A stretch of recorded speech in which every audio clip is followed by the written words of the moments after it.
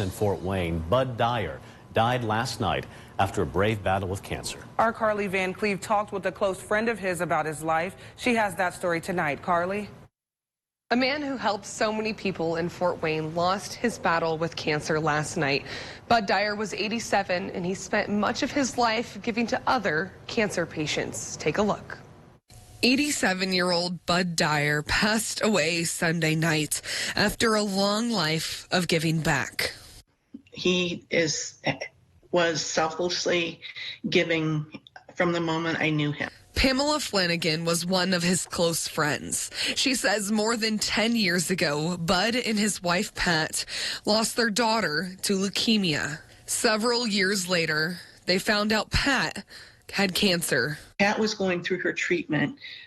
Some people would be there one week and not the next. So she would ask them, why aren't you coming to your treatment?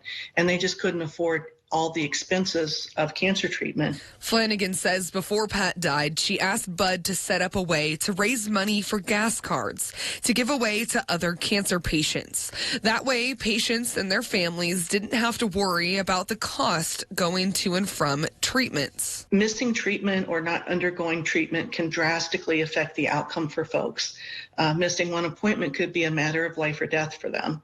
She says later, Bud formed the Pat Dyer Memorial Fund, hoping to carry on Pat's dream of helping others. He had been through so much tragedy, and yet he gave so very much back.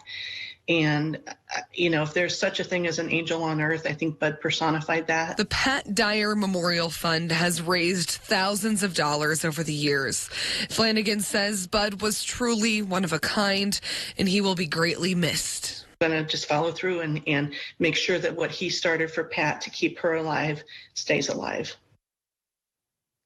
And Flanagan says Bud has always been so giving, and even in his death, she says he donated his body to the Indiana University School of Medicine.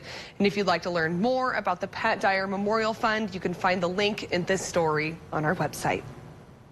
Now.